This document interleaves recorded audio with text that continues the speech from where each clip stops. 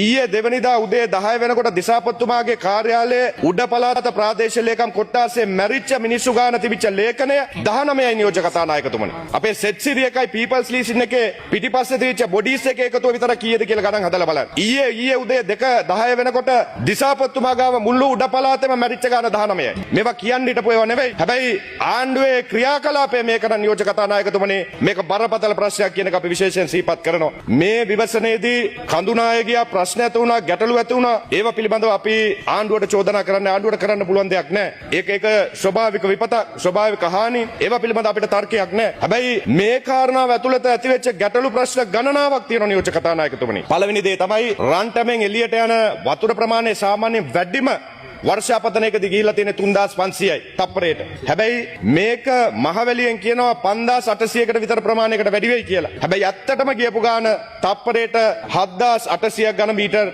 රන්ටමෙන් එළියට නිකුත් කෙරුණා. එහෙමනම් මේ කාරණාව දැනගෙන හිටියනම් ඇයි අපිට අහිංසක මිනිස්සුන්ට මේ කාරණාව පිළිබඳව දැනුවත් කරන්න බැරි වුනේ? අනික් පැත්තේ නියෝජක කතානායකතුමනි UNDP එකේ රැස්වීම් ටික 27 වෙනිදා තිබිච්ච රැස්වීම් සියල්ල මහවැලියේ අවලංගු කරා 26 වෙනිදා. 27 වෙනිදා උදේ මෙහෙම විවසනයක් තියෙනවා කියලා සියලු ඒ තිබිච්ච රැස්වීම් සියල්ල 26 වෙනිදා අවලංගු කරා. ඇයි බැරි වුනේ ගම්පල නගරයට ගිහිල්ලා එනවුන්ස් කරන්න මෙහෙම ෆ්ලඩ් එකක් තියෙනවා කියලා? තප්පරයට මිලිමීටර් 160ක් ආවොත් එහෙම යට වෙනවා. එදා නිල්ලඹ මාපාංකේ සටහන් වෙනවා තප්පරයට මිලිමීටර් 440යි. 440ක වැස්සක් එනවා නම් 160ට යට වෙන ගම්මාන වලටයි දැනුවත් කරන්නේ නැත්තේ. අපේ නාවල පිටියට උඩින් තියෙන ඉරිගේෂන් එකේ ගේජින් ස්ටේෂන් එක. මේ ගේජින් ස්ටේෂන් එකේ බහවලි ගඟේ එන වතුර ප්‍රමාණය මනිනවා. මේ වතුර ප්‍රමාණය මැනලා මේක ගම්පල නගරයට එදා කිව්වනම් ඔය මැරෙන්න තිබිච්ච ගානේ 80%ක් එදා බේරෙනවා. හැබැයි ඒ කිසිම දෙයක් සංවිධානය වෙලා ඒවා sannivedanaya කරේ නැහැ ගම්පල නගරේ ඉන්න මිනිස්සුන්ට. ඒ නිසා නියෝජක කතානායකතුමනි එහෙමනම් අර නාවල පිටිය උඩින් තියෙන ගේජින් ස්ටේෂන් එක සම්පූර්ණ අකර්මණ්‍යයි. මහවැලියේ එන වතුර ටික බැනලා ඉවරලා නගරේ ඉන්න මිනිස්සුන්ට ඒ පණිවිඩය sannivedanaya කරන්න බැරි නම් ඒ sannivedanaya කරන 80%ක් මිනිස්සු ටික අද ජීවත් වෙනවා. ඒක කරගන්න බැරි වුණා. ඔය ගම්පල නගරේ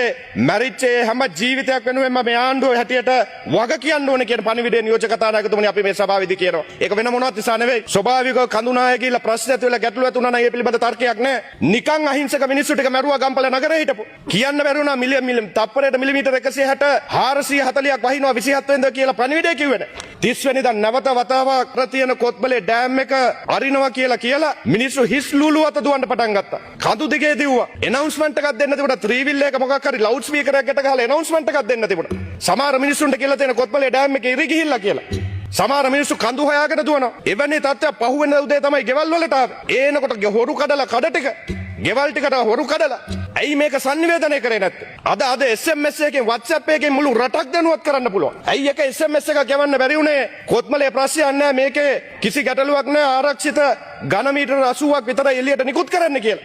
මේක නම් ආපදා පිළිබඳ තියෙන වැඩපිළිවෙල මේක බරපතල ප්‍රශ්නයක්. අද අහිංසක මිනිස්සුන්ගේ ජීවිත උඩින් මේක ගියේ. ඊයේ දිනේ යනකොට මාවතුරේ ගෙවල් 15ක් සම්පූර්ණයෙන් ගහගෙන ගිහිල්ලා මිනි 40 ගානකට වැඩිය තියෙනවා ඒ ඉඩම ඇතුලේ. එක JCB එකක් මැෂිමක් කාණ්ඩුවෙන් අද වෙනකල් යවලා මේ මං කතා කරන මොහොත වෙනකොටත් නැහැ. මිනිස්සු තමුන්ගේ මුදල් එකතු කරලා JCB එකක් රෙන්ට් එකට ගෙනල්ලා තෙල් ටික තමුන් ගෙනල්ලා එහෙම ගෙනල්ලා මිනි ටික කොට ගන්න. ඉතින් නියෝජක කතානායකතුමනි මොකක්ද ආණ්ඩුවේ වැඩපිළිවෙල? නියෝජක කතානායකතුමනි අනිත් පැත්තේ නුවරඑළිය පාර රටේ තියෙන ප්‍රධානම මාර්ගය.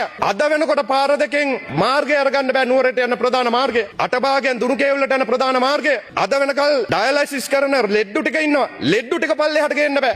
RD එකෙන් PRD එකෙන් මැෂින් එකක් යවලා නැහැ. මේකට තමයි පළවෙනිද කිව්වේ පාර්ලිමේන්තුවේ කතා කරලා දන්න ටික හරි කියලා වැඩපිළිවෙලක් හදපු කියලා. අඩුම ගානේ මේ වැඩපිළිවෙල හදන්න අපේ වචන ටික කියන්න අවස්ථාව ලබා දුන්නේ නැහැ. එතකොට නියෝජක කතානායකතුමනි කොහොමද රටක් ඉස්සරහට යන්නේ? බරපතල ප්‍රශ්නයක් මේක සම්පූර්ණයෙන්ම කලමනාකරණය සම්පූර්ණයෙන්ම ගිලිහිච්ච ප්‍රශ්නයක් කියන එක විශේෂයෙන් මේ වෙලාවේදී සිහිපත් කරන්න ඕනේ. 27 වෙනිදා මම මේ නියෝජක කතානායකතුමනි අපි දැක්ක මේ අත්දැකීම් ටික ගම්පල නගරේ දෙවෙනි තට්ටුවේ තුන්වෙනි තට්ටුවේ ඉන්න මිනිස්සු ටිකට බෝට්ටු ටිකක් දෙන්න කියලා ඉල්ලීමක් කරා. 28 වෙනිදා උදේ බෝට්ටු ටික එනකොට නියෝජක කතානායකතුමනි 29 වෙනිදා උදේ 6යි. මෙච්චර ෆ්ලඩ් එකක් වෙනවා කියලා දන්නවනම් මෙච්චරට තප්පරයට 400 500ක වැස්සක් එනවා කියලා අඩුම ගානේ අර ඩිංගි බෝට්ටු ටික ගිහිල්ලා තියන්න තිබ්බ ගම්පල නගරේ කිට්ටුව.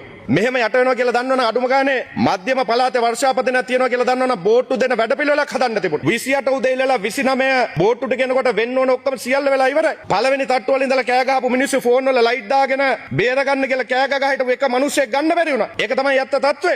මේකේ තියෙනවා ඩිසාස්ටර් මැනේජ්මන්ට් මීටින්ග්ස් ටික ගන්නවා. ඩිසාස්ටර් මැනේජ්මන්ට් එක පිළිබඳ වැඩපිළිවෙලක් තියෙනවා. අපි අහනවා කවදාද මේ කාරණාව පිළිබඳ සියලු දෙනා දැනගෙන හිටියා? සියලු දෙනා දන්නවා මේ සුළි කුණාටුවක් එනවයි කියලා. මේක දැනගෙන තියෙද්දි ඩිසාස්ටර් මැනේජ්මන්ට් එක අවසාන වශයෙන් රැස්ුනේ කවදද? ඩිසාස්ටර් මැනේජ්මන්ට් එක දිසාපත්තුම ප්‍රාදේශීය ලේකම්වරුන්ට මේක දැනුවත් කරේ කවදද? නගර සභා ප්‍රාදේශ සභා ඉන්න කණ්ඩායම් කවදද දැනුවත් කරේ? ඒ කිසිම කෙනෙක් නියෝජක කතානායකතුමනි දැනුවත් කළා නැහැ. ඒක තමයි මේ අහිංසක මිනිස්සු ටික මේ විදිහට මැරෙන්න සිද්ධ වුනේ. ඔය අටභාගේ ඉඳලා දුනු කේවුල් වලට යන ඒවා ප්‍රධාන මාර්ග, විශාල ජනතාවක් ඉන්න මාර්ග. කරුණාකරලා දැන් හරි කමන්නේ රජයේ මැෂිමක් යවලා පාර ඇරලා දෙන්න. මේව ඇවිල්ලා කඩු ගන්නවා වගේ හදන්න බැරි ප්‍රශ්න නෙවෙයි. නාය ගෙපු පස් ටික අයින් කළා දැම්මොත් මිනිස්සුන්ට යන්න පුළුවන්. ත්‍රිවිල් එකක් වාහනයක් යන්න හදලා දෙන්න අර ලෙඩ්ඩු ටික අවසානයේ ගම්පල රෝහලට ගේන්න. පාර දෙකෙන් නුවරඑළියට යන පුස්සල්ලාව හරහා නුවරඑළියට යන ප්‍රධාන මාර්ගය විවෘත කරලා දෙන්න. අද මේ කතා කරන්නේ අපි මේ ප්‍රශ්නේ ඇති වෙලා නියෝජක කතානායකතුමනි 6 වෙනි දවසේ. අපිට 6 වෙනි දවසේ පස් ටික අයින් කළ ප්‍රධාන පාරවල් අරගන්න බෑ. ඒවන් රෝඩ් ටික අරගන්න බැරි නම් නියෝජක කතානායකතුමනි අර අහිංසක මිනිස්සු ගැන තව මොන කතාවද? මම විශේෂයෙන් ඉල්ලීමක් කරනවා. අර නිල්ලඹ ජලාශය එලටන් මාර්ග මම මේ කියන්නේ මාර්ග ගණනාවක් තියෙනවා ගම්පල. හැබැයි මම මේ කියන ප්‍රධාන නිල්ඹ දක්වා යන මාර්ගය පාර දෙක අටභාග දුනු කේවල යන පුස්සල්ලාව මාර්ගය අඩුම ගානේ මේ ප්‍රධාන ටික හරි ඇරියේ නැත්තම් ලෙඩ්ඩු ටික කඳුවල ඉන්න මිනිස්සු ටිකත් අවසානයේ මැරෙනවා. සමහර කිලෝමීටර් 6 යන්න අපිට පැය දෙකමාර 3කට වැඩිය ගියා. කඳුව ඇතුලෙන් වතු ඇතුලෙන් ගිහිල්ලා ඒ ස්ථාන වලට ළඟා වෙන්න. සමහර තැන් වලට අද වෙනකල් ග්‍රාම නිලධාරීන් ගිහිල්ලා නැහැ. සංඛ්‍යාලේඛන දත්ත ටික එකතු වෙලා නැහැ. අවදානම් වලට ලක් වෙලා කොච්චර ප්‍රමාණයක් පන්සල් වල එහෙම නැත්නම් ඉස්කෝල වල ඉන්නවද කියලා සංඛ්‍යාලේඛන නැහැ. මම මේ උත්තරීතර සභාවට කාරණා කීපයක් යෝජනා කරන්න කැමතියි. පළවෙනි කාරණාව තමයි නියෝජක කතානායකතුමනි අද වතුකරේ ඉන්න ජනතාව විශාල ප්‍රමාණයක් අවතන් වෙලා පාසල් වල පන්සල් වල එහෙම නතර කරලා ඉන්නවා. මේ කණ්ඩායම් ටික නැවත වතාවක් වෙනද වගේ වතුර බහැලා ගියාම තමුන්ගේ ගෙවල් වලට යවන්න පුළුවන් කමක් නැහැ. ඒකට හේතුව තමයි ගෙවල් ඉරිතලලා ඉඩම් ටික නාය ගිහිල්ලා ඉරි ගිහිල්ලා සම්පූර්ණ විනාශ වෙලා.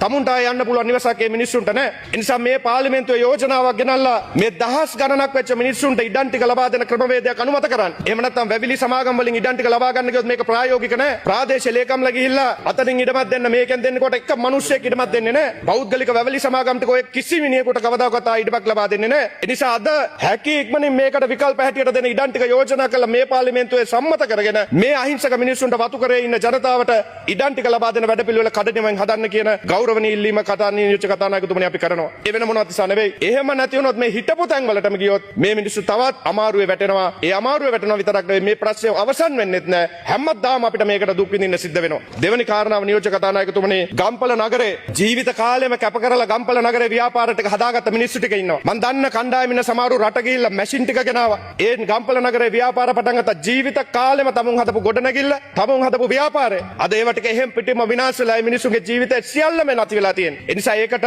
සහන ණය දෙන ක්‍රමවේදයක් හදන්න. ගම්පල නගර විතරක් නෙවෙයි මහනුවර දිස්ත්‍රික්කයේ මේ වගේ ලංකාව පුරා අවදානම් වෙච්ච ප්‍රශ්න වලට මුහුණ දීපු පිරිසට මොනවා හරි සහන ණය ලබා දෙන ක්‍රමවේදය අවුරුද්දකවත් ග්‍රේස් පීරියඩ් එකක් දීලා මුදල් ටික ලබා දෙන ක්‍රමවේදයක් රාජ්‍ය බැංකු ටික කඩලා BOC වේවා රාජ්‍ය බැංකු ටික යම් ප්‍රමාණයක් ඒකාබද්ධ කරගෙන මේ අහිංසක කඩාවැටිච්ච මිනිස්සුන්ට මුදල් ටිකක් දීලා නැවත වතාවක් ඔවුන්ගේ ජීවත් වීමේ ක්‍රමවේදයේ ඒ ව්‍යාපාරේව සාමාන්‍යකරණය කරන්න වැඩපිළිවෙලක් හදන්න කියලා අපි ඉල්ලීමක් කරනවා. මේක එහෙ ඉන්න සංවර්ධන කමිටුවට දිස්ත්‍රික් ඒ සම්බන්ධීකරණ කමිටුවට ලාල්කාන්ත ඇමතුමාට තනි කෙනෙකුට මේක ගොඩ දාන්න පුළුවන් ප්‍රශ්නයක් නෙවෙයි. පාලම් ටික හදන්න විතර බිලියන ගාණක් යනවා. පැති බැමි ටික ගහන්න විතර මහ විශාල මුදලක් යනවා. අපි සාමාන්‍ය දකින හිතනවට වැඩි එහා ගියපු බරපතල අර්බුදයක්. ඒ නිසා මුදල් අමාත්‍යාංශ මුදල් අමාත්‍යාංශ වැල්ශීර්ෂ සාකච්ඡාවට ගන්න වෙලාවේදී මේකට වෙනම මුදලක් වෙන් කරලා මහනුවර දිස්ත්‍රික්ක මේ ආපදාවෙන් ගලවා ගැනීමේ සංවර්ධනය කිරීමේ කඩිනම් වැඩපිළිවෙලක් හැටියට ක්‍රියාත්මක කරන්න කියන ගෞරවණීය ඉල්ලීම කරනවා. ඒ නිසා නියෝජක කතානායකතුමනි මේ වැඩපිළිවෙල තුන ශනිකයෙන් මේ පාර්ලිමේන්තුව තුළ